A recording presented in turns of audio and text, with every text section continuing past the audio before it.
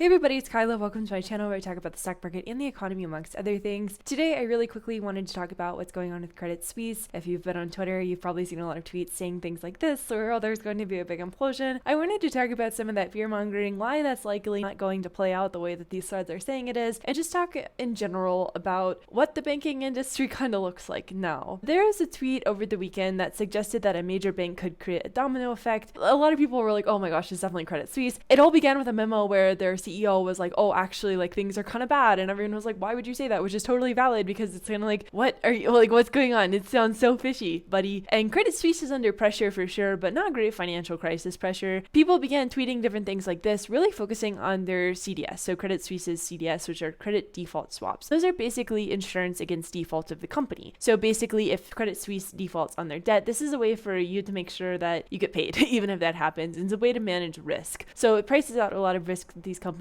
do experience. So with Credit Suisse, they do have liquidity, but going back to the point about their CDS, their 1-year swaps are still significantly cheaper than their 5-year ones, meaning that there isn't inherent default risk being priced in for right now. There's always default risk, which I'm going to talk about, but it's not like, oh my gosh, the sky is going to come down upon us sort of pricing of risk. When the 1-year would be trading bigger than the 5-year, that's sort of when you do have a big problem in your hands. You can look at different CDS trackers, and as the FT says, risk-off hedging is much more convincing explanation here than macro despair. And you can look at the 5-year CDS to see the comparison to Lehman, just to get a better idea. If you're like, oh no, this is a Lehman moment, you can see it's not really trading anything like that. Some quick napkin math around CDS. You can take the credit spread, so that here would be 250 basis points, divide it by 1 minus the recovery rate, which would be 1 minus 40% here, and that would give you about a 4.2% probability of default. The 1-year CDS for Credit Suisse is 150 basis points, so we can take that 150 basis points divided by 1 minus 40%. That would give a 1-year implied probability of default of 2.5%. So what those two equations are is calculating the implied probability of default based on these credit default swaps. So it's just a way for you to tell what the market is pricing in terms of default. Both of those are just like back of the napkin math. There's FX stuff that you have to price in because they're over in Europe, etc. But it's lower than 10% probability of default for sure. The 5-year credit default spread of Credit Suisse, that is like a hard sentence. Credit default spread of Credit Suisse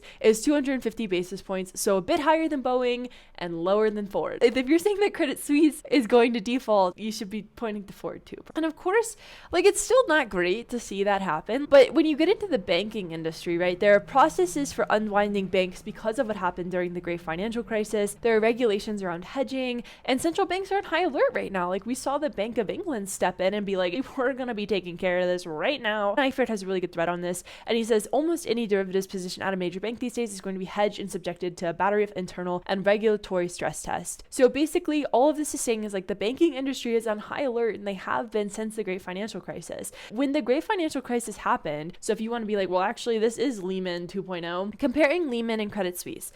Number one, Credit Suisse already blew up with Archegos, and they have higher capital requirements now because of that. The enterprise leverage for Lehman was probably like 25x, and Credit Suisse is about 1/3 of that, so they're not nearly as levered up. And when Lehman went under, their bonds were still investment grade, meaning that people were still like, yeah, this is safe and good. People didn't understand that banks could go under. Now we know, obviously, because of what happened with Lehman Brothers, and also the governments did step in with Lehman Brothers. That was a big thing. They let them go down. The reason why the credit default spread for Credit Suisse is so low is because there is an assumption that regulators will step in. So the CDS is so low relative to what's happening with the stock because there's an assumption that regulators will step in. Thanks to Alex for a conversation around all of that. And Credit Suisse has a lot of problems, don't get me wrong. You can go see their Wikipedia page. They have controversy after controversy after controversy. They're not a good company. Like, they're not. And banks can, of course, still fail. Like, the implied probability of default is not 0 for a reason. There's always a percentage chance of something happening. But people that are saying that this is a Lehman moment are discounting how bad a Lehman moment actually was and how, quote unquote, unprepared we were for that at that time. I was really young during 2008, so I don't really know what it looked like, but based on what others have been saying, it doesn't seem like it's that same exact environment.